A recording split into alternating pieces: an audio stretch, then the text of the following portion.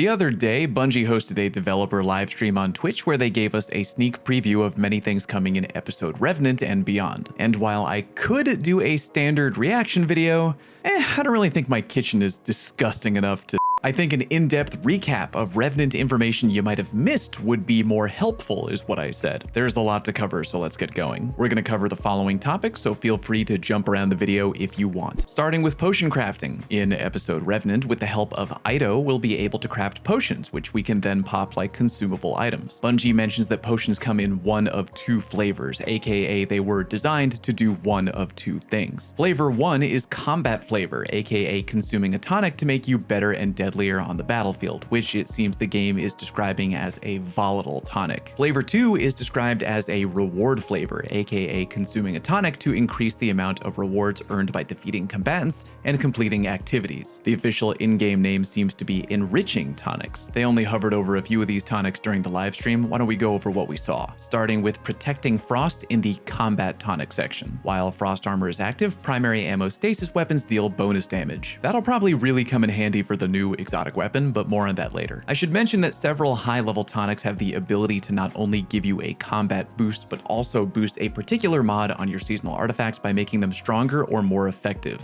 Go ahead and keep that in mind when we go through artifact perks later in the video. For the Protecting Frost tonic, your boosted effect will strengthen both Wind Chill and Armor of Aramis. By the way, take note of the tonic duration, a full hour, really long damn time. We don't hover over any blue or green potions in the dev stream, but I'm assuming that either their duration is shorter or they provide only one boost and no additional artifact boost, or both. Jumping through the other combat potions real quick. Refined Tonic of Stasis Crystallization. Shattering a stasis crystal grants you a small amount of class ability energy, and you boost both Crystalline Converter and Hail the Storm on the artifact. Refined Tonic of Renewing Finishers. Finishers grant you a small amount of health, and you boost both Debilitating Wave and Conductive Cosmic Crystal on the artifact. Refined Tonic of Weakening Void. While Devour is active, special ammo void weapons deal bonus damage, and you boost both power from pain and concussive reload on the artifact. Quick side note there, I am 100% using that with Buried Bloodline, good lord. Refined Tonic of Amplified Arc. While amplified, primary ammo arc weapons deal bonus damage, and you boost both Trace Evidence and Retinal Burn on the artifact. Refined Tonic of Brawling reduces incoming damage from combatants that are at point blank range, and you boost both the Thick of It and Curative Orbs on the artifact. Refined Tonic of Void Shrapnel. Gain bonus intellect, and you boost both Void Renewal and Old God's Right on the artifact. Now, while Bungie doesn't hover over any of the reward tonics, we still have a really good idea of what they do from both visual cues on each tonic in combination with what one of the Bungie devs says during the livestream. On the reward side, we wanted to create a new way to chase your gear and weapons that you love. We took a lot of inspiration from Into the Light, where players got to attune to specific weapons. With reward tonics, you'll be able to attune to specific weapons within a season. They're not craftable this season, but you will be able to target them and they'll have enhanced perks. TLDR, think of enriching tonics like attuning to a particular weapon like we were able to do in Into the Light when playing Onslaught. I'm going to go ahead and assume that the icons on each tonic are related to getting a heavily increased drop chance for that particular weapon. AKA you chug the potion with the hand cannon icon on it and you probably way improve your odds at getting a particular hand cannon to drop from a particular activity. It also seems that in the reward potion category, we got some high tier reward potions, including what I'm guessing might be a potion that could reward you with an exotic cipher, as indicated by the icon. Moving on, let's talk about new exotics. Yup, exotics plural. You might think we only saw one, but nah, we got two. First up, we got a brand new Stasis Breach grenade launcher that, believe it or not,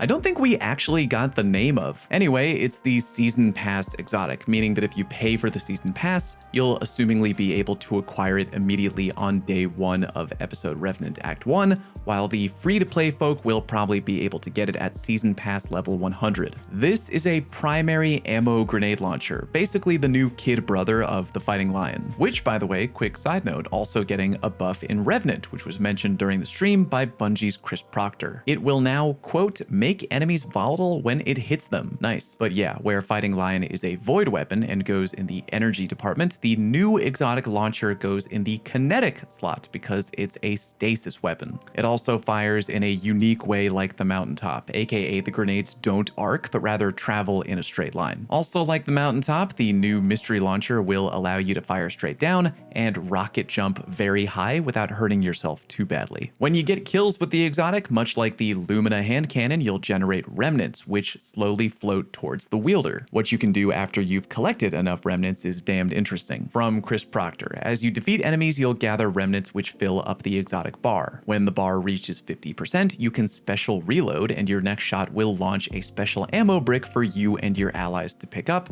and when you reach 100, you can special reload and launch heavy ammo. We can see this in action as the player activates the special reload with the exotic meter at about 50% in the HUD, shoots at the ground, and bam, free special brick is created. I don't think I have to tell you that this seems like, on paper, a genuinely insane exotic for PvE. Even without the artifact leaning into stasis perks, which are absolutely gonna benefit this gun, you already have an unlimited ammo straight line trajectory grenade launcher that can literally generate free special and heavy ammo for you and your team. Good freaking lord. The other new exotic is a bit more hidden, but it can be seen when the Bungie dev on stream opened their menu to reveal the new artifact. It's a new Warlock exotic chest piece, and based on what was happening during the Onslaught gameplay, we have a pretty good idea of what it does. TLDR, it's a new elemental buddy. Looks to me like a brand new stasis buddy, which can be seen multiple times during gameplay. After watching the footage a few times, the exotic seems to work in the following way. If you have the Bleak Watcher aspect and charge up your grenade to throw a Bleak Watcher turret, you'll also generate a kind of stasis AoE zone on impact with multiple stasis crystals, in addition to creating a Bleak Watcher turret. When you get close to the AoE zone, the stasis buddy then appears. As we can see, even if the buddy fades away and you re-enter the zone, or at the very least get kinda near it, the buddy then returns. Again, the artifact and flavor of the season is very blatantly stasis, so the new exotic should probably go hard into Warlock build crafting right away. We can only hope that Titans and Hunters also get new exotic armor in the stasis department, or that would be kinda weird. Moving on to Onslaught changes. Bungie is adding more content to Onslaught, aka the junior horde mode activity we first got in Into the Light. It's now going to be called Onslaught Salvation and will contain 3 new maps, one of those being a modified version of the PvP map Widow's Court. There will also be new defenses and new factions of enemies, but not necessarily new enemy types. According to Bungie, Onslaught Salvation will have the playlist 10 wave mode, the normal 50 wave mode, and then the expert 50 wave mode. On top of that, one of the new things about Onslaught Salvation is that it will now be a power-enabled activity, unlike the current version of Onslaught, where activity power is disabled. We're getting some new defense options, including an operable turret, which you can jump into and blow enemies away with if you wish. Sadly, we see very little of this turret in action during the stream. Oh well. We're also getting an airstrike turret from Bungie. It will have 3 cannons when you purchase or upgrade it. You can mark anywhere on the ground, and when an enemy or enemies run over it, a giant beam will come down from the sky and obliterate your enemy. We actually get to see this in stream. A dev picks an airstrike laser orb up off the ground, fires a small laser at the ground up ahead, which then marks the area. Later, an enemy steps into that area and then triggers the death laser from above. Tripwire defenses are also getting beefed up from Bungie, much like the tripwire, which we are also updating. Now they're going to be exploding with stasis slow fields, and higher upgrades will be creating stasis crystals. In addition to that, we have confirmation that all these updates will be available not only in Onslaught Salvation, but the original version of Onslaught as well. Reward-wise, Bungie does mention a little extra tidbit that's worth taking note of. For rewards, starting on Wave 30, Set 3, players will have a small chance to get a fully masterworked double perk episodic weapon. If you're playing on Expert, you'll have 2 chances. Banes, aka unique enemy modifiers, which Bungie covered in a recent developer article, will apparently be making an appearance in new Onslaught. From Bungie, with the expert mode only, we'll have Banes throughout the activity, and we'll also be adding mods. They add another layer of replayability. Every wave feels different. Final note on Onslaught, it looks like Bungie's going back and tuning one old map in particular based on community feedback. which doesn't really surprise me because I think everybody kind of hated that map. From Bungie, we are updating the Moth Yards from the original Onslaught. We heard the feedback there about it taking a little bit longer. Our goal is to bring that in line with the rest of the maps of the original Onslaught, so we're making some updates there. Moving on to new weapons. Although they aren't directly shown in the gameplay, Bungie's Chris Proctor fires off a few key details about new legendary weapons coming in episode Revenant. First up, a double-shot legendary grenade launcher. Per Chris Proctor, double fire stasis grenade launcher. It'll be the third double fire in the game. The other two are energy slots, so you'll be able to run this in your kinetic slot. It's got the new perk Envious Arsenal, which is directly targeted to damage rotations. Whenever you do damage with your other two weapons, the weapon reloads. It also has Chill Clip, which on a double fire is particularly cool. That actually does sound really great. Envious Arsenal as a perk sounds good for being included in any damage rotation, especially when in combination with any heavy weapon featuring bait and switch, which requires you to hit a target with every weapon in your arsenal anyway. Also, Chill Clip is very interesting. Because you're firing 2 grenades with every trigger pull, I'm assuming that means we'll potentially be able to apply slow on demand with the top half of the mag, aka one of the 2 grenade impacts. We'll know more for sure when the weapon drops, but on paper it sounds really handy. We're also getting a new hand cannon from Chris Proctor. The hand cannon can run the new perk Rhyme Stealer, which every time you shatter a stasis crystal or a frozen enemy will grant you frost armor. It can also roll headstone, which will generate stasis crystals. So the very obvious gameplay loop on that weapon in particular would be shoot enemy in the head, kill enemy, headstone makes a crystal, shoot and break that crystal, activate Rhyme Stealer, free frost armor. Moving on, a new arc SMG from Chris Proctor. The submachine gun is an arc precision, and that's got the new perk. It directly ties back into Jolt. Volt Shot is great, but it requires a reload on your weapon after a kill. This one's triggered on sustained damage, so you'll jolt the target,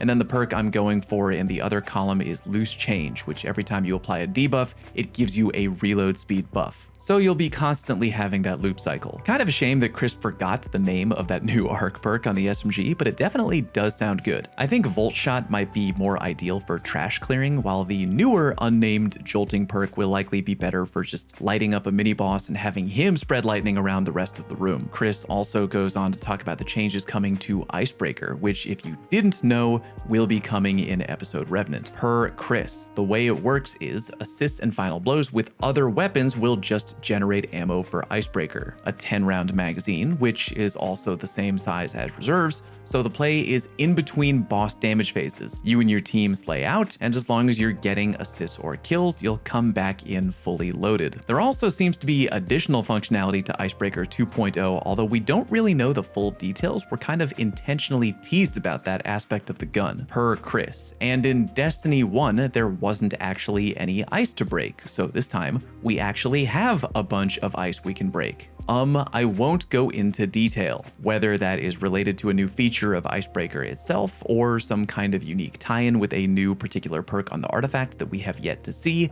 Not really sure about that right now. We have a new legendary grenade launcher, which flat out was not mentioned at all by the devs, but was shown in the gameplay. We can confirm that this and the upcoming shotgun are both new, as indicated by the icons in the Warlock's menu screen when the devs open it up later to show off the artifact. The launcher is both heavy and arc and seems to fire relatively slow, leading me to think it might be an adaptive frame launcher rather than a rapid fire frame. While we don't know what perks it might be capable of rolling, we do know that at the very least it can come with explosive light as indicated on the HUD. Finally, in the legendary weapon department, we have a new archetype of slug shotgun, which wasn't really talked about at all, but was shown a lot during gameplay. The weapon kinda works like the Warden's Law hand cannon in that it apparently fires 2 slug rounds per each pull of the trigger. Seems to have a maximum mag size of 16, aka 8 pulls of the trigger, and it hits respectably hard. Let's talk about the new artifact real quick, which Bungie gave us a near complete sneak peek at during the livestream. The overall theme of the new artifact, according to Bungie's Chris Proctor, is going to heavily lean into stasis with kind of a secondary focus on grenade launchers. We're apparently going to have a complete view of every perk in the upcoming TWID on October 3rd, but here's all the info we have right now. Boring column 1 stuff first. We have in order Anti-Barrier Scout Rifle, Overload SMG,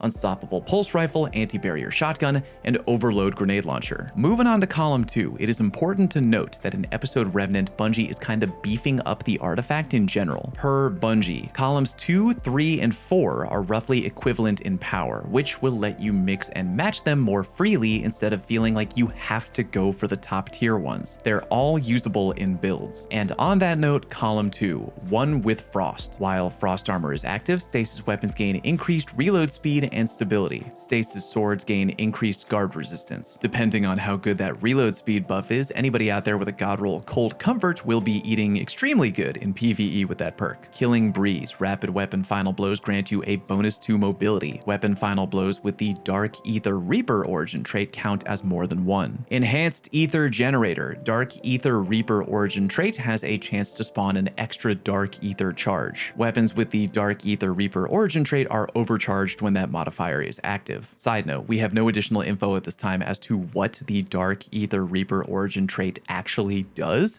And as far as I know, it isn't in the game's API right now, so we'll just have to wait for a detailed description when the new content drops. Fell the Revenant, deal increased weapon damage to Scorn. Wearing Shadestalker armor increases the bonus damage. Another side note, after the dev stream, Bungie put out a detailed article about how they plan on drastically changing armor in the future, including the addition of more armor sets, which will provide a unique bonus depending on how much of it you have on. I'll go ahead and link my video going over that article and my thoughts down in the pinned comment if you want to go check that out. Rapid Impacts, dealing damage with a grenade launcher temporarily increases the reload speed of grenade launchers. That perk seems strong, like really very strong. I'm kind of shocked it isn't in the final column because it definitely screams grenade launcher DPS meta to me. In Column 3, Wind Chill, rapid stasis weapon precision hits grant you a stack of Frost Armor. Rapid precision hits from weapons with the Dark Ether Reaper origin trait grant you more stacks of Frost Armor. As mentioned back in the potion crafting section, Wind Chill is one of the artifact perks that can get boosted by consuming the right tonic. Crystalline Converter, gather stasis shards to gain stacks of Crystalline Converter. Your next powered stasis melee hit creates stasis crystals equal to the number of stacks that you have. Your boosted tonic effect is stasis weapon final blows after activating your class ability spawn a stasis shard. Total Carnage, after finishing a powerful combatant gain temporary DR. While you have 2 or more Shadestalker armor pieces equipped, after finishing a powerful combatant gain increased temporary DR and replenish health. Power from Pain, rapid final blows against weakened combatants grant you Devour. Your boosted tonic effect is rapidly defeating weakened combatants spawns a Void Breach. Trace Evidence, rapid precision hits or rapid final blows on targets affected by Jolt or Blind will generate Ionic Traces. Your boosted tonic effect is picking up an Ionic Trace grants an armor charge, which I'm sure will go extremely well with our God Roll Indebted Kindness sidearms. In Column 4, Armor of Aramis, while Frost Armor is active, taking critical damage from combatants causes you to emit a freezing burst. Your boosted tonic effect is increase the radius and strength of the freezing burst. Hail the Storm, shattering stasis crystals releases shards of ice that damage and slow targets. The boosted tonic effect is shattering frozen targets and stasis crystals deals increased damage. Should go well with that new Warlock exotic chest piece. Debilitating Wave, finishers emit a damaging wave that matches the element of your currently equipped super. The tonic boost is while you have an Arc, Void, or Stasis super equipped, the blast will also apply Blind, Weaken, and Slow. Side note, I want to say that's a typo and they meant to say Blind, Weaken, or Slow based on what super you have. Because applying all 3 at the same time would be, how do I put this? Insane, but they have "and" written down on the artifact, so I guess we'll see. Side note, I'm gonna go ahead and pair that with the Warlock exotic Fellwinter's Helm and have a really good time. Concussive Reload, which as Bungie's Chris Proctor mentioned, is kind of a reworked version of an old community favorite, Breach and Clear. Using a grenade launcher to damage a boss, damage a champion, or break a combatant shield weakens them. The tonic boost is using a grenade launcher to damage a boss, a champion, or to break a combatant shield automatically reloads stowed weapons. Yeah, I don't think you need me to tell you that this is a really good perk and makes me want to DPS with a grenade launcher until episode 3. Retinal Burn, rapid arc weapon precision hits consume an armor charge to blind the target. The tonic boost is blinding a target this way instead emits a blinding burst. That would likely pair very well with the legendary arc primary SMG that we weren't shown but that Chris Proctor mentioned in the stream. In column 5, we only see 3 out of the 5 perks, starting with Conductive Cosmic Crystal. Your Arc abilities, Void abilities, and weapons with the Dark Ether Reaper origin trait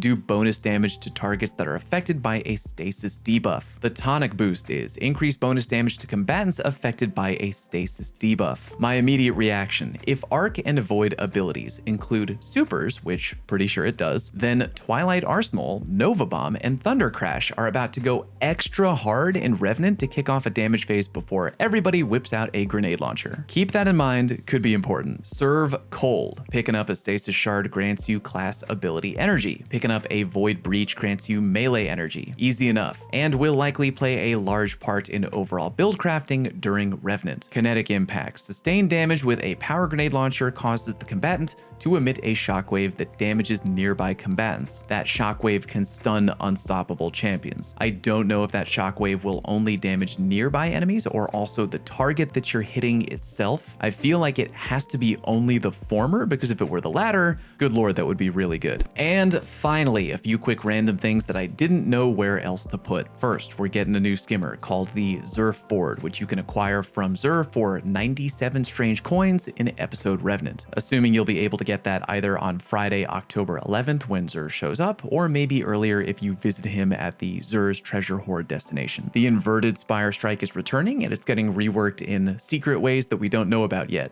But according to Bungie, if you like death lasers, you'll have a good time. Next, we're getting some mystery fan favorite activity back in Act 2 of episode Revenant. Community manager DMG has confirmed on Twitter that it won't be SRL. Boo. And finally, if you look really close at the episode Revenant promo image, you'll notice the Warlock is holding what I'm pretty sure is a stake, which seems appropriate because this is a metal gothic vampire themed season and you use stakes to kill vampires. I think this might wind up being a finisher animation of some kind. Not sure. And that's it. That's all I got. Please do me a favor and like today's video if you found it helpful in any way. Really helps me out, and let me know what you think about episode Revenant down in the comment section. Thank you very much for watching. Peace.